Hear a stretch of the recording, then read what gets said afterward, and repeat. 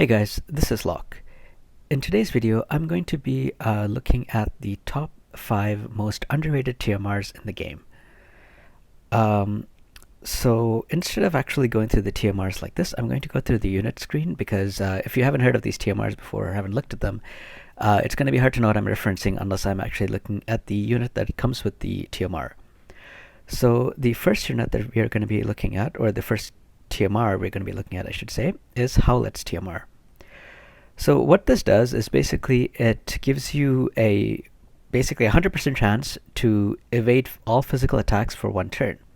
Now this item, not only is it an armor type TMR, but only like magic type users can use it. But I think it's very underrated, and let me actually give you one example of in my opinion, a very good way to use it. So as you guys know, Black Rose Helena has very high magic resistance, right? You can also put her on the Spellblade subjob and give her the magic resist buff and basically increase her magic resistance to 100%. Right now in my Guild Wars team, for example, Black Rose Helena has 100% magic resist.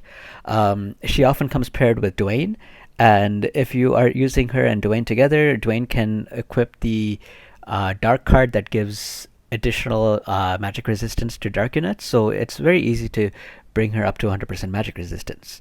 So if she has 100% magic resistance, and then you give her this, so she's going to be taking very little damage from magic attacks unless they have magic resist penetration, and then you also give her this item which she uses to evade all physical attacks for one turn. So it's going to be hard to actually hit her with anything, for one turn. And if she's alive for one turn, she will probably kill you on the next turn that she takes. Now, obviously, this is a lot easier to use in manual battles because you can control exactly when you want to use this effect. But in auto battles, you have to make sure, like for example, you would really want her to use the magic resist buff on her first turn and hopefully on herself and an ally and move forward. And then on her next turn, you would want her to use this item and then move forward again so that she will be in range to attack enemies. Now that might take a little bit of like finessing to get it done, but it's an idea, right? And that's just like off the top of my head. There are a lot more uses you can do with this as well. Like I've used this when I used, for example, like double quicken Garvel.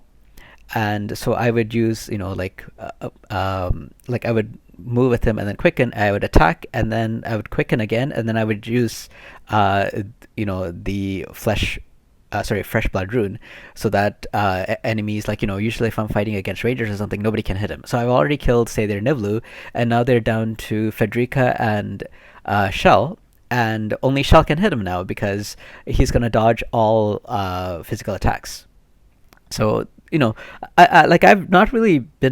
I've not seen this TMR used a lot. I've seen it used like maybe like 5 times since I've been playing, and especially in like PvP settings.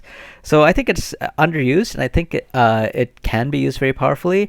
But still, I think actually most of the things that I'm going to be talking about, most of these, it'll be a lot easier to use them in manual battles than auto battles, but I think it's still possible to use most of these in auto, except for one. One on this top 5 list, I think one will not.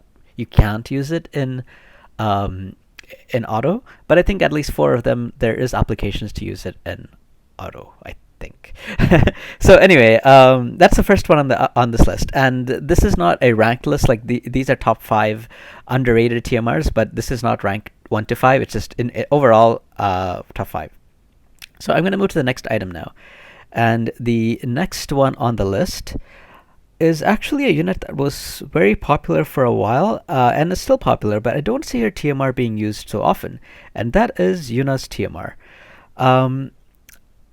So what this TMR does is it gives you 25% protect and sorry, not 25%, but it gives you Protect and Shell, which reduces physical damage by 25% and reduces magical damage by 25% for 3 turns for herself and her allies. It also gives healing as well. I mean, if it's on Yuna, it's going to heal a lot. If it's on a magic user, it's going to heal a lot. But you can also equip this item on non-magical light armor units, and they can also use it, and the healing will be very little, but it will still give all the other effects. Now, the reason that I think this item is very good and underrated, I don't actually know why it's underrated, because I mean, when Yuna came out, this was used a lot. I've seen it used in Guild Wars. I've seen it used in auto battles and manual PvP everywhere, but I don't see it used so much anymore. And the reason I think this is good is because first of all, there are a lot of ways to mitigate damage. You can increase your defense, you can increase your spirit, you can increase different kind of resistances, you can give barriers. And all the ways I just listed, all of those have penetration abilities to reduce their effectiveness. So, you have high magic resistance, you can use Garvel's TMR to penetrate 50% of that magic resistance. You have very high defense. You can use, for example, the UR Zazan unit we just got to penetrate like 90% of that high defense, right? And so all of those defenses have ways to be mitigated, but the Protect and Shell effect, you can't remove those. Once those are cast, they will last for the entire duration. So since you can't remove that, that's basically a very effective way to know that you're getting some kind of barrier on your units. So if you stack this, for example, with high defenses and a barrier of some kind, like say you use this and Marshall's TMR together, and you already have, say, high natural resistances or something, it's going to take the enemies several turns to penetrate through everything, right? And they're still not going to be able to penetrate through the Protect and Shell barriers that you have, because there isn't anything that can break these right now.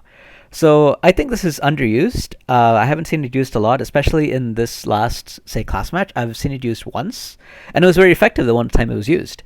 So, I think it's underused, and it's going to be hard for you to invest in it now if you don't already have Yuna, because, it was a limited time unit. So, if you missed out on her at the time, you have to wait for her rerun. But I think a lot of people have her. I just haven't seen a lot of people be using the TMR. So I just wanted to bring it to your attention that if you're having trouble for your units to survive because they're getting one shot, Protect and Shell, those effects still count. Enemies can't be penetrating the effects of Protect and Shell. So this is number 2 on my list. Now, number 3 on my list. So I talked about Marshall's TMR for a minute, and that's very widely used, right? I think it's one of the better TMRs. It's not underrated. I think it's a TMR that's used quite often, especially in manual PvP. But Ayaka's TMR is not used so often, and that's what I want to bring my attention to.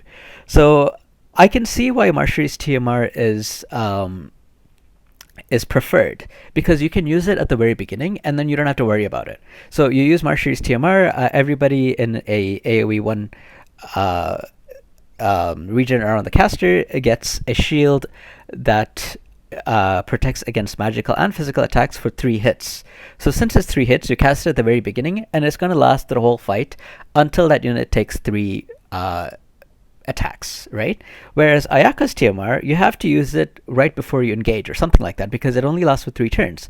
So if you use it on the very first turn and then you don't get into a fight until turn 5, the effect of Ayaka's TMR is gone. So that's why, in my opinion, Marshall's TMR is preferred. However, I wanted to talk about Ayaka's TMR for a second, because there's another effect that I think a lot of people might not be thinking about, and that's what I want to bring to attention. So Ayaka's TMR also dispels poison, blind, sleep, silence, paralyze, confusion, petrify, gradual petrify, and frostbite for allies. So I think that might be a game changer, right? Because say enemy, and I've done this before. Like when I've used Ayaka's TMR, and what's her name? Agrius. When Agrius was used so often, enemies would, come in with Agrius, and I would purposely line two units up next to each other so that Agrius can use their LB and confuse both those units. And then my third unit with Ayaka's TMR would come in and use purify and get rid of confusion. And my enemies thought that they had won the battle for a second because of that huge disrupt that they just casted. And then, now my units are basically in the prime position to fight because now they also have a barrier and the confusion is gone. And so I can see this TMR being a game changer, but I think, again, this is something that will probably most likely just be used in manual because it's going to be so hard to set up in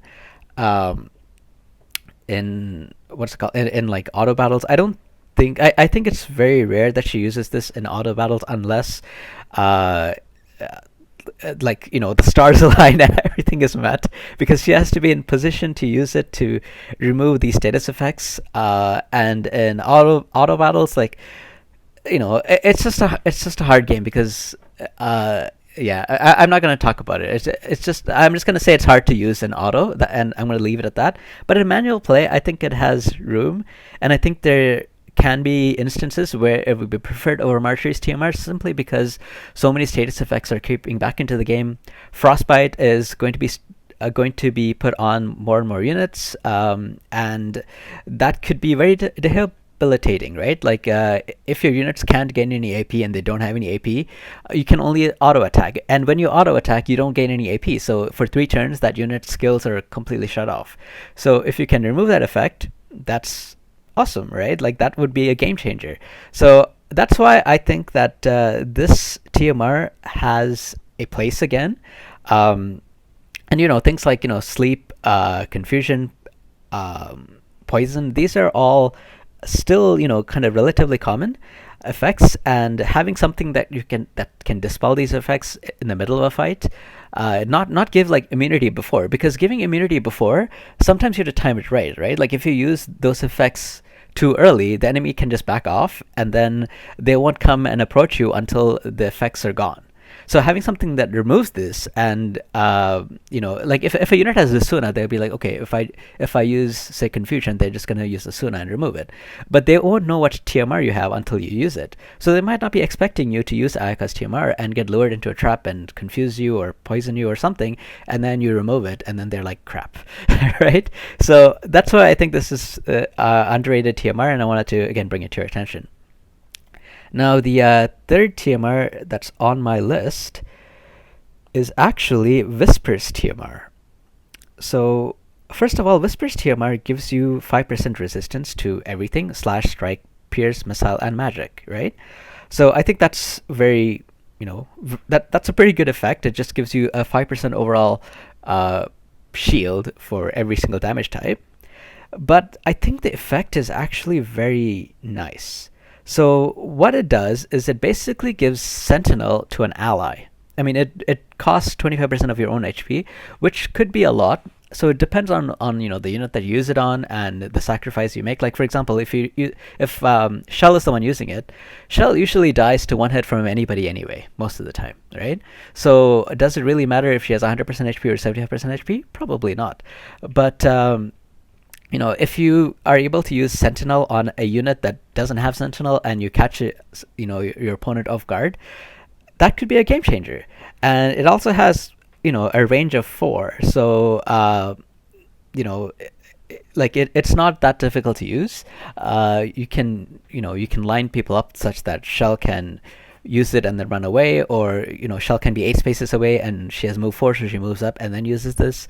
I think that there's a lot of application for this, and TMRs are the abilities that are like a hidden factor, because once you start the fight, you can look at the units, you can look at their vision cards, and if you're knowledgeable about the game, the stuff that each unit can do, and even if you don't know what you can do, you can like go look it up quickly on like the on this website or something while you're in the middle of the game or something like that, right?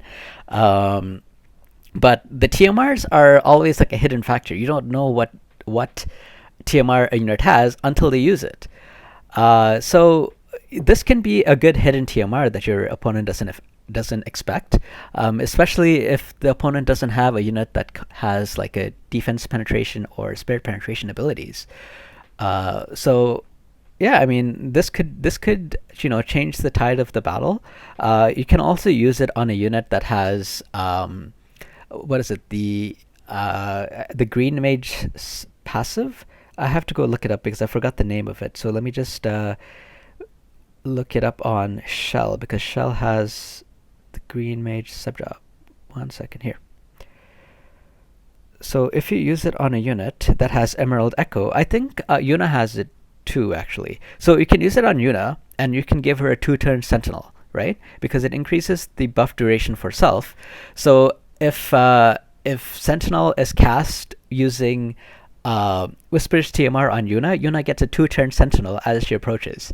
And you know that she already has Aeon Brawn proccing like all the time. So imagine killing her while she has Sentinel active for 2 turns and Aeon Brawn is proccing. That's going to be really hard. So again, this is another underused TMR in my opinion. Now the last one, I don't know if this is actually underused or not, simply because this unit is a little bit new. So I don't, like I haven't really invested in her myself too much, but the TMR in my opinion is very, very good. So this is Lowell's TMR. And so first of all, it gives you blind and stop resistance for allies. It actually like completely nullifies it for 3 turns. And stop is very, very powerful.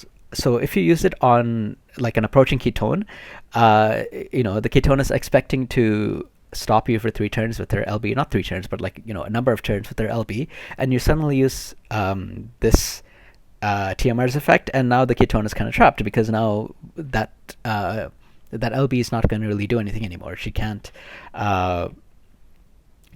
stop anybody, right? So I think that effect, like, stop resistance already is very, very good. But then the additional effect of luck 35% is huge because it increases both your accuracy and your evade.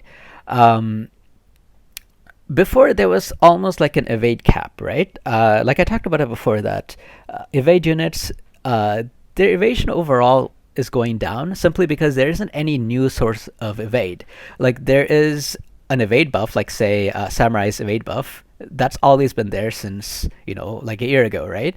There's always been a 35% luck card. There hasn't been any cards that give an increased party effect of more than 35% luck. There's always been a 15% agility card. There hasn't been anything that increased that. There's always been a 20 evade card of some kind. There hasn't been anything that increased any of those values. The party effects for any of those values have not increased in any way. So evade has always kind of been at a maximum capacity. It hasn't increased in any way until this came along, because now there is an additional way to increase your evade by using this TMR. And this hasn't existed before. Accuracy has slowly been going up because it's been getting added to more and more things. There has been more secondary effect that increases accuracy on units like the Nightblade's subjob. And just overall accuracy has been increasing, but evade has kind of been stagnant. So this is like basically almost the biggest addition to evade by giving you something else that can increase your evade over what was previously available.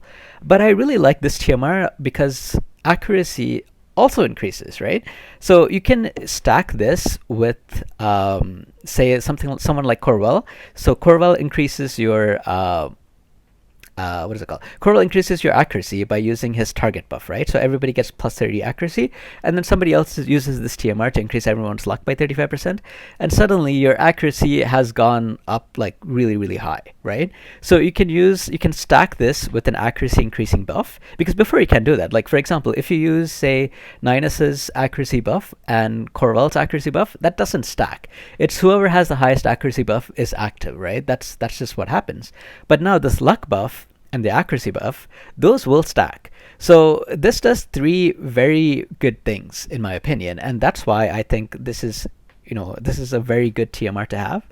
I don't actually know if this is underrated. I haven't seen too many people use it. Like I've seen quite a few Earth units use it, because I'm assuming, because their Earth teams, they already invested in Lowell and they have her, but she is a little bit of a newer unit, and so not so many people have her. So I wanted to again bring it to your attention. I think it's a very good and powerful TMR, so that's why I want to talk about it.